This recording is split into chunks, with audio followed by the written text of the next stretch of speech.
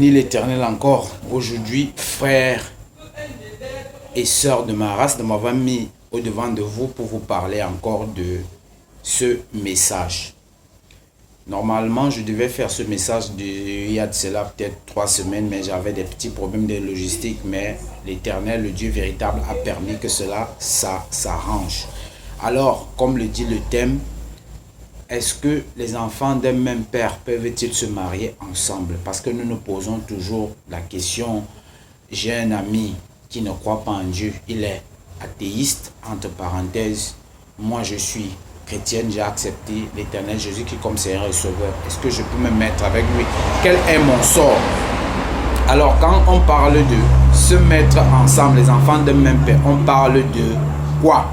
Donc, voilà les questions qui seront un peu répondues par les Saintes Écritures. Je vais directement prendre le livre de Béréchie. Béréchie, chapitre 20, verset, n'est-ce pas, 9, verset 9 à 12. Béréchie, c'est en hébreu, c'est Genèse, verset 9 à 12, je lis. Ok. Puis Abimelech convoqua Abraham et lui dit: que nous as-tu fait? En quoi ai-je péché contre toi? En quoi ai-je péché contre toi pour que tu nous aies exposés, moi et tout mon royaume, à un si grave péché? Tu as agi avec moi comme on n'agit pas.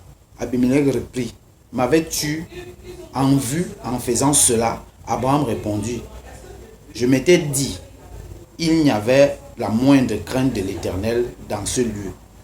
Ils me tueront à cause de ma femme. D'ailleurs, elle est vraiment ma sœur, fille de mon père, sans être fille de ma mère. Ok? Devenue, sans être fille de ma mère. Et elle est devenue ma femme. Ok? Ok, nous poursuivons toujours dans le même livre de Béréchie, chapitre... On va aller un peu très vite. Même livre de Béréchie, chapitre toujours 24, verset 1 à 4. Je lis. Abraham était vieux avancé en âge, et le Seigneur l'avait béni en tout. Abraham dit au plus ancien serviteur de sa maison, qui régissait sous ses biens: mets ta main sous ma cuisse et jure-moi par le Seigneur, Dieu du ciel, le Dieu de la terre, que tu ne feras pas épouser à mon fils une fille des Cananéens parmi lesquels j'habite, mais tu iras dans mon pays, dans ma famille, prendre une femme pour Isaac. On grimpe un peu plus vite dans le verset, toujours le même chapitre. Le même chapitre dans le verset 15 à 16. Or, il n'avait pas fini de parler que Rebecca, elle était la fille de Pétuel, fils de Mika, elle-même femme de Nacor, le frère d'Abraham. Ok? Bon, avant d'aller dans la Nouvelle Alliance, plus précisément dans les évangiles de Matthieu, je vais d'abord expliquer quelque chose par la voix du Tout-Puissant. Vous savez bien que l'Éternel permettait dans l'Ancienne Alliance que les enfants du même groupe, les oncles, les cousines se marient ensemble. C'était permis et ce n'était pas l'inceste. Vous savez par révélation maintenant, ce qui c'était dans ce temps, en fait, c'était la croyance à un Dieu monothéiste, à un Dieu unique, à un seul Dieu. Abraham ici dit à son serviteur: va dans la famille de mon frère, prendre une femme pour mon fils. Parce que Abraham sait que son frère prie le Dieu qu'il prie. Parce que dans les temps jadis, dans les siècles passés, à l'ancienne alliance, il y avait plusieurs dieux. Je vous assure que ici en Grèce, malgré le travail de Pablo en grec veut dire Paul.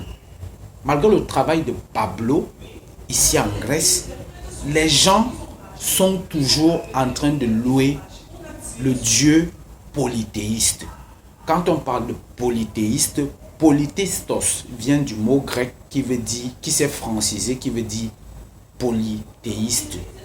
Quand on parle par exemple d'un mariage polygamie, on parle d'un mariage d'un homme qui prend plusieurs femmes. Quand on parle d'un mariage polyandrie, on parle d'un mariage d'une femme qui prend plusieurs hommes.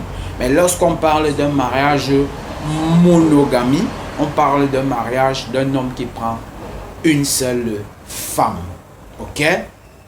Donc, ici en Grèce, donc, le Dieu polythéiste n'existait pas. Lorsque Paul est arrivé, malgré son travail qu'il a abattu, il a irrigué des villes comme Thessaloniki, il a irrigué des villes comme Galate en Turquie, il a irrigué des villes comme Evangelismos ici en Grèce, il a irrigué plusieurs villes. Mais malgré cela, ils sont restés toujours dans leur Dieu polythéiste, pas monothéiste. Alors, lorsque Abraham avait vécu cela, parce que Abraham sortait d'une famille, justement, qu'on croyait au Dieu polythéiste. Abraham, quand il s'est détaché, même avec l'autre suivait le seul Dieu qui était le Dieu monothéiste.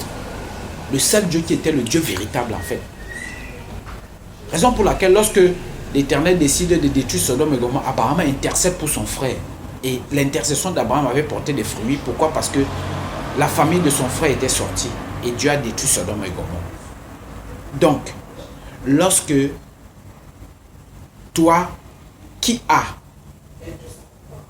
tu es une chrétienne, tu as accepté l'Éternel Jésus comme Seigneur et Sauveur, et maintenant tu as un ami qui a un projet de mariage avec toi, et qui est peut-être, lui, ne croit pas en Dieu, il est peut-être athéiste, il ne croit pas en Dieu, et il décide de t'épouser, et tu as un peu de difficultés. Je vais te dire, ma soeur, mon frère, le seul ADN céleste que nous pouvons avoir, c'est accepter l'Éternel Jésus comme Seigneur et Sauveur, entrer dans les eaux de baptême. Donc, nous devons prier pour ceux-là qui sont dans des cas, parce que vous devez comprendre que ce qui est hors, en dehors de la parole de Dieu, c'est du diable. Si l'Éternel permet que les enfants d'un même père, d'une même mère se marient ensemble, je ne sais pas pourquoi tu vas accepter que le musulman t'épouse, alors que tu as les gènes, tu as l'ADN céleste de l'Éternel Jésus-Christ dans ton corps, et tu pars te marier à un musulman. C'est vraiment des choses à ne pas faire. Vous devez prier l'Éternel de telle enseigne que votre mari ou votre femme soit affranchi et que vous puissiez suivre l'Éternel. Dieu a laissé un canevas que, avec le simple fait que nous puissions entrer dans les eaux de baptême, même si tu es sataniste, nous avons vu des témoignages des satanistes, des témoignages des chrétiens, des francs-maçons, qui sont partis de ces loges pour se rendre à l'Éternel, ils se sont repentis et ils ont suivi l'Éternel, le Dieu véritable. Ok? Donc, ne vous posez pas de questions, priez Dieu et que votre mari ou votre femme soit affranchi de telle enseigne que vous puissiez servir un même et unique Dieu. Je vois des familles aujourd'hui. Celui-là est peut-être témoin de Jéhovah. Hein? Lui, il est peut-être, je ne sais pas, catholique. Chacun prie de son côté. Hein? Quand il faut aller je sais pas, dans les assemblées, comme les gens appellent, quand il faut aller, chacun sort de son côté et s'en vont. Et le soir, ils reviennent ensemble. Vous servez quel Dieu? Quel est le Dieu que vous servez? D'autant plus que Dieu dit que l'homme et la femme, ils vont former un seul corps. Vous servez quel Dieu? Quel est le Dieu que vous servez? Si ce n'est pas un Dieu unique, parce qu'il y a déjà deux dieux. Ici en Grèce maintenant, partout dans les carrefours, vous allez voir, il y a des petites choses qu'on appelle à ma langue maternelle alatar. Alatar, c'est, on a irrigué des petites statuettes de je ne sais qui, Je vais pas appeler ça Marie, je vais pas appeler ça Joseph ou Jésus, où chaque grec se prosterne devant ça. Tu es dans un bus avec un grec, mais lorsqu'il passe dans une chapelle, il faut au moins 17 signes de croix. Attendez, mais vous dormez? Réveillez-vous. Alors, il est permis que frères et sœurs d'un même sang, ADN, nous puissions servir l'Éternel. Je ne parle pas ici d'inceste, que tu vas prendre ta sœur, que vous avez le même sang. Je parle de l'ADN céleste, que vous avez accepté l'Éternel Jésus comme Seigneur et Sauveur, et maintenant vous voulez vous mettre ensemble. Vous pouvez vous marier, vous êtes frères et sœurs d'un même père. Déjà d'abord en église, dans les églises aujourd'hui, on s'appelle comment? On s'appelle frère, non? Pablo appelait ses frères comment? Ils appelaient frères. Pablo en grec. Oh, vous allez m'excuser s'il y a trop de bruit. J'ai décidé de faire un peu cet enseignement là sur le balcon, mais je vois que ça dérange vraiment. Mais je n'ai plus assez de temps, je vais terminer. Pablo en grec veut dire Paul. Paul appelait ses frères, appelait les gens avec qui il travaillait frères. Il appelait toujours frère. Vous allez voir, même dans les épistoles de Paul, il parlait toujours de frère. Il parlait toujours de frère. Donc vous êtes frères et sœurs en un même père. Déjà même que, vous savez que dans le passé, la seule marque qui était la marque du chrétien, c'était l'incirsion. L'incirsion, la circoncision. La circoncision était la marque qui témoignait que nous sommes les enfants de Dieu. N'est-ce pas? Le peuple Israël. C'était ça la marque de l'Éternel. Mais maintenant, il y a même déjà, n'est-ce pas, tous ces gens des loges maçonniques, des diables, des sorciers, qui sont des circoncis. Et ça, vous allez me dire que parce qu'ils portent la marque des circoncisions dans leur chair, ils sont des enfants de Dieu avec ce qu'ils font, s'ils ne se répandent pas. Point d'interrogation. Donc, maintenant, c'est pas parce qu'on t'a circoncis que tu es forcément, que tu es déjà totalement, tu t'es déjà affranchi, Dieu t'a affranchi. Non, maintenant la marque de circoncision que nous portons, c'est entrer dans les eaux de baptême et accepter l'Éternel Jésus comme Seigneur et Sauveur. Ok, de ce fait, nous allons partir maintenant, enfin, dans, n'est-ce pas? Oh my God. Nous allons prendre le livre de Akiti Diatiki. Akiti Diatiki et Yangelio Kata Mateo. Tokifalio Zodeka Stogos Saranda Exi Na Deka Na Penida.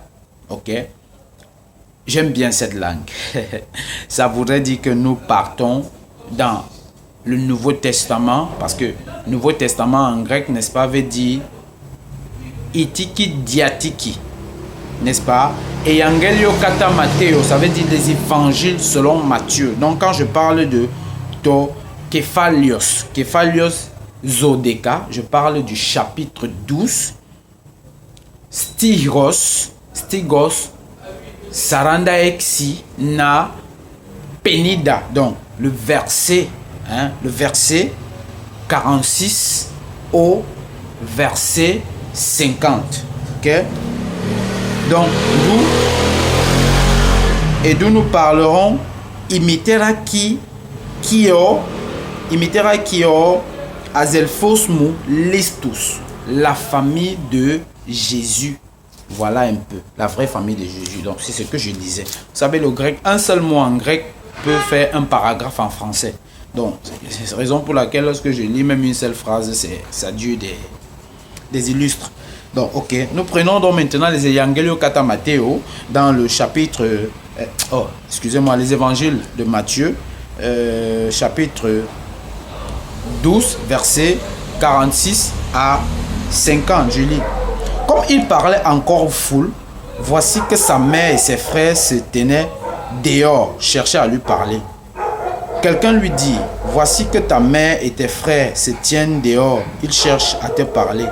À celui qui venait de lui parler, Jésus répondit, « Qui est ma mère?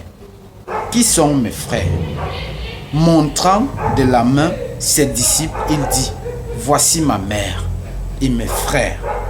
Quiconque fait la volonté de mon Père, qui est aux cieux, c'est lui mon frère, c'est lui ma soeur, c'est lui mon frère, ma soeur et ma mère. » Donc, vous comprenez que vous devez savoir, frère, sœur, que tout ce qui est en dehors des livres coélétiques, c'est du diable.